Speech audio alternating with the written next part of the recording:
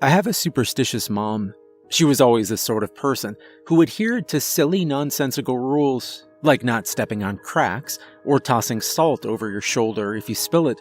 Rules that may or may not even have had any true origin or reason. Things that people follow blindly, even though we all know there are absolutely no consequences for breaking, but follow anyway. One of my earliest memories actually involves my mom nervously demanding that I hold my breath until she says otherwise. I don't remember where we were coming home from late at night, but Mom and Dad were in the front seat, and I was in a car seat, half asleep. Then she said urgently, "Jason, hold your breath." She'd smacked Dad on the arm. "You too, please, just do it." Then she'd gulped in a big breath and held it as we traveled on down the foggy night road. Once she released her breath and said, "Okay." My dad laughed. He was used to her superstitions and normally just went along with it to make her happy. "Why'd I have to hold my breath, Mommy?" I'd asked. Mom swiveled in her seat to look at me. "Because we were getting ready to pass a graveyard. Didn't you see it?" I hadn't seen it, which I was glad about. It probably would have spooked me out. I shook my head. "Well, anytime you pass a graveyard at night, you must hold your breath until you make it safely past." I frowned and wrinkled my nose. "You do? Why?" I asked. She gave me a serious look. "Son, you just do, that's why. To be safe. That's why it's so important to always pay attention to your surroundings." Sometimes I think back to that, and I laugh a little. To think it's important to pay attention to your surroundings for the sole purpose of knowing when you're passing a graveyard. It's sort of funny. Do you know what it takes to get hired at a graveyard? Like, as a job? Well, actually, in my case, it took exactly no effort. It took my dad drinking coffee with the city workers at the local diner on Sunday mornings and volunteering me when they said that they needed a part-time groundskeeper. I didn't particularly care for the idea, but I did like money. And spring had come, so the weather was getting pretty nice. So, I guess I didn't mind too much when I started working Monday, Wednesday, Fridays after school, and Saturday mornings at our town's small cemetery. I'd go and prune bushes, pick up fallen tree limbs, cut the grass, eat carefully around tombstones. I was a teenager, but I was a pretty nice kid. I felt respectful of the place's residents, and I treated the grounds with proper reverence. I even came to enjoy the job. Sometimes when I came, there would have been a funeral at some point earlier in the day. The casket would be lowered into the ground, and the mourners gone by the time I arrived. But the grave would be uncovered with a pile of dirt still next to the chasm in the earth, waiting to be filled in. Or I would arrive on a Saturday to find a grave or two dug, a deep, perfect rectangle, awaiting a funeral later in the day, yet to have a casket lowered in. I hated to admit it, but I always liked the smell of the freshly dug graves. It generated a natural, earthy scent. Sometimes, I felt the graveyard smelled old and stale, and also a little like an old lady, due to the mixture of flower arrangements, both growing and wilting away. It was probably all in my head. I supposed it was normal to just think that a graveyard smelled odd, well, because a graveyard was an odd place. Nonetheless, I liked the ageless smell of the fresh-turned earth. I never saw anybody digging the graves. Month after month passed, and I never so much as caught a glimpse of anyone doing it. I also wondered why the graves were left open after a funeral, why the gravedigger didn't come and fill it in right away. It seemed sort of eerie, and maybe a safety hazard. Normally, I was alone in the graveyard during my short shifts, but once in a while I would cross paths with another city worker who'd come in on some sort of errand or task. The guy who sort of ran the graveyard, if that's a thing, was a grumpy old guy who never had much to say. One Saturday morning, I asked him about the gravedigger. "Hey, George," I asked, "how come you never see the guy who digs the graves around here?" They were in a small office next to the main mausoleum, and George's eye shot up from the stack of papers he was shuffling through. "What kind of question is that?" He grunted. I shrugged. I don't know. Just curious, I guess. George gave me a sharp look, staring at me for a second. He works at night. He finally barked. Oh, always? Like he never needs a night off to work in the day instead? He was glowering at me then. Boy, it's a job for the nighttime. Now, if you ain't got nothing to do, I reckon you should just skedaddle. So, from then on, I got sort of obsessed with the gravedigger. Thinking of it as a job that had to be done strictly at night just made it all the more strange and alluring to me. Who was this person? What had drawn him to this sort of work? What was he like if he'd been spending a lot of time at night, all alone, digging graves? What did he look like? Why? Why on earth did he do this? I talked to my friend Jacob about it. I told him one day about all the open graves that popped up in the morning time, what grouchy old George had told me about the night gravedigger, and my general fascination with this person. Jacob stared at me blankly. Dude, you're nuts. I laughed. Seriously, I think working in the graveyard has gotten to you. I need to tell your parents to make you quit that job. I chuckled again. Nah, it's a surprisingly okay job. Nothing creepy or like crazy making has ever happened. I bugged out my eyes and lurched at him playfully. He ducked out of my way. Seriously though, I continued, don't you ever think about what certain jobs are like? Like being a garbage collector or an NFL football player? Those are two really random selections, but yeah, I guess. I kind of think a lot about law enforcement. I might like to go that route when I'm older. See, that's exactly what I mean. You think about jobs and wonder what the job is like, and maybe about what sorts of people do certain jobs, right? Jacob shrugged. Yeah, I guess. Seems legit. So, yeah, then you get what I'm saying. You're already thinking about a law enforcement career. What I want to know is, who wakes up one day and goes, boy, I really feel passionate about pursuing a career in the field of digging graves? Jacob cracked up laughing. Okay, yeah, I guess I see your point. So the guy never comes around except late at night? There's literally no way you could get to meet him? I don't think so. So, I guess you have to go there at night then. I frowned. There is no way I could get out late at night unnoticed. And anyway, it's illegal to go in a cemetery past dark if you don't work there. Dude, you do work there, Jacob informed, rolling his eyes.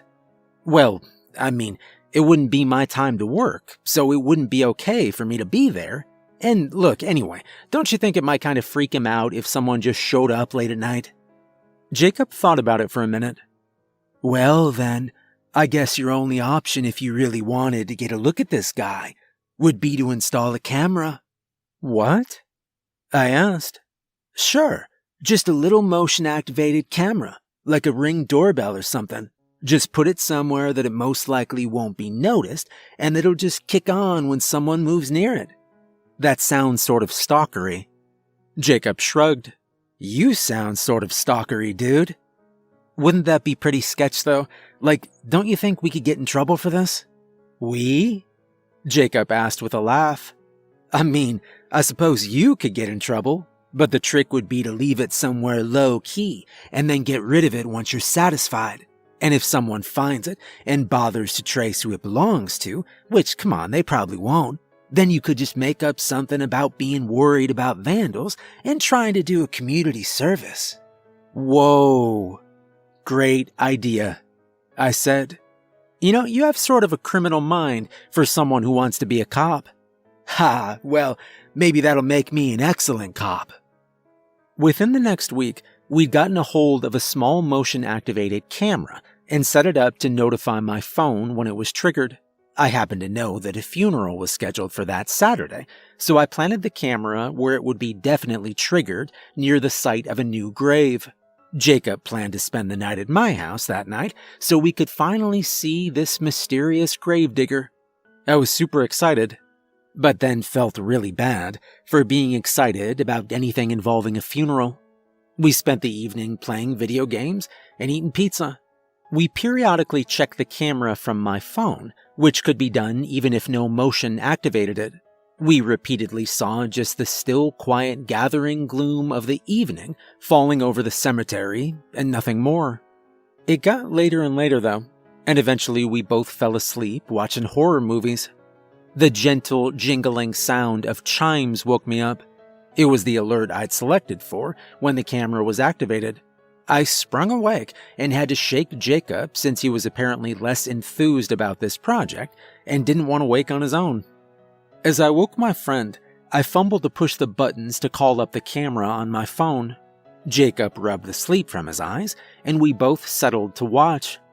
There was a bank of graves visible, and further in the distance behind them, the stone door to the mausoleum could be seen. That, as it turned out, was the motion that had triggered the camera. I pushed a green button on the screen, which activated sound so that I could hear as well as see what was happening before our eyes. The heavy stone door, only meant to open on very rare occasions, was sliding open.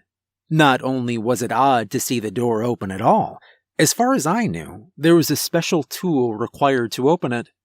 The door scraped noisily against the stone floor.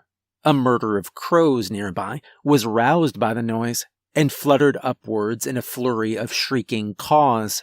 It seemed like eternity before the door finally finished its slow open, and what stood there in the dingy, dusty gloom made me drop the phone. "What the crap is that?" Jacob cried. We both scrambled to get the phone back to watch as the thing inside made its way out. It had a slow, shuffling gait, seemingly to drag one leg and haul its bony shoulders forward, as though it was walking against a hard wind. Its body was rail-thin, almost skeletal, with tattered old-fashioned clothing hanging from its frail frame. The skin on the face was sagging and paper-thin, but the worst part was that there were holes in various places where you could see clean through to the bone beneath. Its hair was white and wispy, all but a few wiry tufts missing. It had gaping black sockets where eyes should have been, but instead, only empty darkness pointed out toward the night. My heart was beating 1,000,000 miles per minute. Jacob punched my arm. "Dude, what the heck is happening right now?" My wide eyes remained glued to the nightmare depicted on the screen. "I have no idea." The thing moved forward, and after an eternity, it finally reached the gravesite scheduled to be excavated for tomorrow's funeral. It stared down at the ground, and then dropped to its knees. Next, it began to claw at the black earth. Jacob and I watched in shock and horror as the thing slowly and methodically dug the grave. With his bare, clawed, skeleton hands. We watched mesmerized for a long time until finally Jacob spoke up. "Maybe we should call the cops. This is seriously messed up." Without taking my eyes from the screen, I replied, "I mean, that grave was scheduled to be dug tonight, and he's doing it. Doesn't it stand to reason the cops already know about this guy? He is the gravedigger." Jacob shook his head. No way this is legit. That guy is like a zombie or something." I shrugged, having no idea what to make of it. I can't believe I'm saying this, but yeah, it looks like a real-life zombie. Real dead zombie, you mean? And are you forgetting zombies eat people? I chuckled. Only movie zombies, Jacob. Oh, okay, yeah. You mean real-life zombies are nice, kind, old souls. Is that what you're saying? Please. Finally, I put the phone down. I don't know what this is, Jacob, but the city runs both the cemetery and the police department, And when I asked George about this, he acted all weird and secretive about it, and like it was just a well-known fact that graves are dug at night. So, whatever this is, I think that the people who run our town already know about it. Jacob frowned deeply. "What if it's dangerous?" he whispered. I shrugged. I don't know. I don't know what to think. Right now, it looks like it's just doing its job. After some more debate, we decided to put the phone away and sleep on it. The next day, the funeral would happen, the casket lowered into the grave, and the grave would be filled in the following night. So, we agreed that Jacob would spend the night again Saturday, and we would watch again to see what happened once there was a dead person waiting to be buried. The next morning, I reported for my shift. I gave the fresh grave and the mausoleum a wide berth and hurried to complete my tasks. The place had a whole new air of creepiness about it, and I was interested in getting the heck out. That night, Jacob and I were much more eager to go to sleep early. We fully expected to be woken by the chimes this time, and decided the best way to pass the time would be to sleep until it was zombie time. Plus, we were both exhausted from staying up so long watching the creature the night before. In fact, we named our zombie Clyde. As expected, we were both woken by the soft chime of my phone. This time, Jacob sprang to wakefulness as quickly as I did, and we called up the view of the camera. Clyde must be a creature of habit. He emerged from his strange apartment just as he had the night before, stiffly and slowly. He made his way to the grave he'd worked so hard to dig the night before. Only then did his routine change. The bony character dropped down into the grave. For a long time, there was nothing else to see. We were almost ready to give up and turn it off, when all of a sudden, Clyde's bony fingers emerged from the grave and dug into the earth. We watched with fascination and horror as Clyde rose from the grave. He hauled himself out of the earth, but the thing was, Clyde was holding an arm in his hand, and he was eating it. Oh my God. What is he doing? Jacob shrieked. And then we heard some noise from Clyde. He grumbled and moaned as he chewed on the arm. There were wet, sloppy sounds as the raw teeth gnashed between his ancient teeth, and snapping sounds as the sinewy flesh broke off the bone. His face was smeared with blood, dirt, and shadows of decay. I had the spinning, pounding rush of blood in my head, watching without believing what was happening. I told you zombies eat people, Jacob declared, whispering this time. I thought about it for a minute before answering, but at least it's a person who's already dead. Jacob shoved my arm and stared at me, with his mouth hanging open. Are you serious right now? I mean, I get that it's super disgusting, but you have to admit, he isn't hurting anybody. I cannot believe what I'm hearing, Jacob muttered. What if it's some sort of deal? Clyde does this admittedly horrible job that nobody wants to do, and in exchange, he gets what he needs. Jacob shook his head. This is the most messed up thing I've ever heard.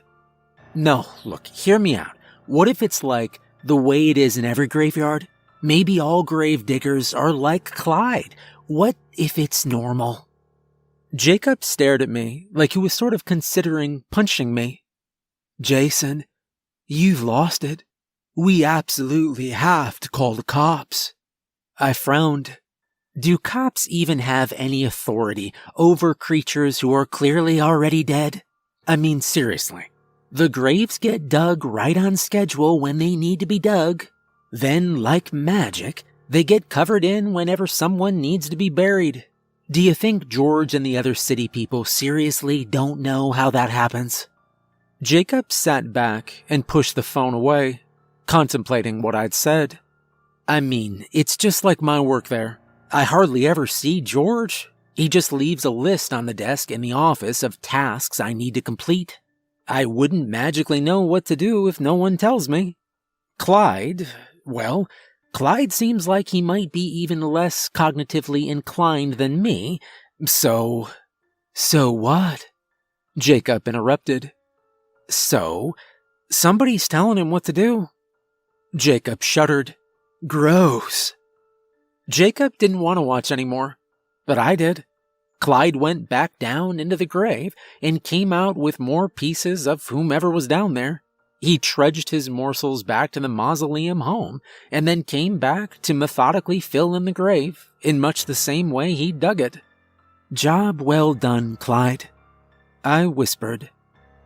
Even though my Clyde theory made good sense, Jacob became obsessed with keeping careful tabs on the grave-digging monster. He downloaded the camera app on his own phone so we could both watch even if we weren't together. For 2 weeks, Clyde's routine continued the same way. He only emerged at night if there was a grave to be dug. Otherwise, his stone door stayed closed and he didn't come out. He always employed the same methodical and archaic way of digging and covering the graves. He always took parts of the bodies within. It was an unbelievable way to live, but Clyde's routine nonetheless. The problems began when a terrible thing happened in our town. Nobody died for over a month. Obviously, that sounds like it's actually a really good thing to have happen for any community. However, by the middle of the summer, no graves had been dug, and one night the chimes woke me up. I watched with great interest as Clyde came out of the tomb, even though I knew there was no grave needed. He stumbled out, seeming far less coordinated, his motions more jerky and unstable. He looked around, his head thrashing in quick, panicked turns. I imagined that if Clyde had eyes, he'd be looking around frantically. My phone rang, and it was Jacob. I was able to pick up the call and go back to the screen while talking to him on speaker thanks to the marvels of modern technology. "What's he doing?" Jacob asked urgently. "No idea," I admitted. Jacob and I silently watched Clyde for a long time. He remained in front of the tomb, looking around frantically with that horrible, eyeless face. Then he leaned his head back and roared, a sound of ancient, primal rage. A sound so terrifying that I hurried to shut off the camera. "Whoa, what's wrong with him?" Jacob said. I didn't want to admit what I was thinking, but I said it anyway. "It's been too long since anyone died, Jacob. He's hungry." In the light of day, we couldn't see a way that this was really our problem, or that we should involve ourselves any further by alerting authorities. Plus, we both still agreed that the authorities had to know about this. The problem arose when the girl disappeared the following night. It was an older teenaged girl. In fact, I'd heard of her before, as she'd just recently graduated from my own high school. Her car was found the morning after she went missing, abandoned alongside the road just outside of town. She'd been coming home late at night from out of town, and presumably her car had run out of gas. Authorities assumed she'd gotten out to walk to town, and from there, they didn't know what happened to her. She could have been picked up, or something could have happened to her once she reached the city limits. There were no leads, but foul play had not been ruled out. The thing of it was, the night this girl would have gone missing, we were woken by the chimes. We'd watched as Clyde had shoved out of the mausoleum. We'd never seen him move so fast. He loped the opposite direction from the graves and was soon out of the camera's view. But it was only moments later when Clyde returned, and he was dragging a teenaged girl, her body limp and lifeless, her throat ripped open and dripping blood. "Oh my God," Jacob had murmured crazily as we sat on the phone together, mesmerized by terror. We both disengaged the camera. We have to call the police now. We have to, Jason. This has gone too far. I raked my hand through the air. I still think there's no way that they don't already know about this. I insisted. Look, we can't do anything to help her now. Let's just think this over and talk about it tomorrow. Once news broke about the missing girl the following morning, the whole town was abuzz talking about how another person had once disappeared on that very road back in the 70s. That one had been a jogger in his 40s. Everyone was fascinated by two strange incidents on the same street in one little old small town. Jacob and I were able to do some digging and discovered that when the last victim disappeared, the town had been in another long period of no deaths. The puzzle pieces came together, and we began to see that as long as Clyde stayed fed, he was fine. But if he was hungry, then it wasn't safe to go past the graveyard at night. And for some reason, the higher-ups in our community were letting this happen. Maybe it was a tradition. Maybe it was a pact with the devil. Maybe it was like this everywhere. Maybe it was why you have to hold your breath going past a graveyard at night. If you hold your breath, the zombies don't know you're there. What might happen to a citizen who became aware of this dark conspiracy and attempted to confront the authorities? After all, they were willing to accept the horrible deaths of a middle-aged jogger and a young woman driving at night. In fact, they would need to protect these secrets at all costs. We were suddenly happy we hadn't gone to the police. Well, don't hate me for this, Jacob, but he got what he needed. Maybe it'll be fine. People here can't stay alive forever. People will start dying again, and Clyde will go back to normal. Jacob looked at me like I was insane. At the same time, he couldn't argue with my logic. What could we do? The problem was the ban on death continued. People were apparently going through some weird, super healthy, super careful streak in our town, and nobody died. Another 6 weeks passed and brought us into the fall without a single death. Then, we were woken one night by the chimes. Just as he'd done the night of the unfortunate girl, Clyde came out of the mausoleum just to wish for a grave, scream at the moon. "We have to stop him," Jacob said urgently when he showed up on my doorstep by 6 a.m. the following morning. "If anybody goes by there, he's gonna kill him." "What are we supposed to do? We can't know when someone will go by. If we get woken up by the chimes, it'll be too late for us to get there and warn the person. We have to be the people that go by. We'll know he's coming, and we'll cut off his head." "Are you crazy?" I demanded. "He's just some decayed old dirtbag, Jason. We can do it." Jacob and I got into a big fight about this. In the end, he agreed to give up the idea, or I threatened to go to the police after all. And we were both more scared of that idea than we were of Clyde. So, we laid the whole thing to rest, barely speaking over it, and simply prayed someone would soon die of natural causes. But 3 nights later, I was awoken by the chimes. I sat bolt upright, instantly awake, and filled with a bottomless sense of dread. Despite the fact that I'd initially thought we wouldn't be able to help whomever stumbled into Clyde's domain, I was driven by the urgent feeling to try. I only lived 5 blocks from the cemetery, and someone was about to die. I had to try. I didn't even touch my phone, just leapt from my bed and ran. I ran until my lungs felt like they'd explode, but didn't slow at all. Within a half block, I could see who was standing before the black iron fence to the graveyard. It was Jacob. He seemed frozen to a spot. Clyde was tearing through the grass and the graves, covering an alarming amount of ground, and Jacob looked absolutely paralyzed by fear. Whatever he'd planned for this big heroic mission had been overridden by terror in the presence of the gravedigger. "Oh my God, hold your breath," I said, trying to pick up my frantic pace. I was moving faster than Clyde, but Clyde had a lot less ground to cover to reach Jacob. "Hold your breath! Jacob, hold your breath!" I screamed as my feet continued to pound the pavement. I was almost to my friend by the time my demand had left my lips. Snapped out of his trance by my voice, Jacob slowly turned his head to look at me. I got to him just as Clyde reached through the fence.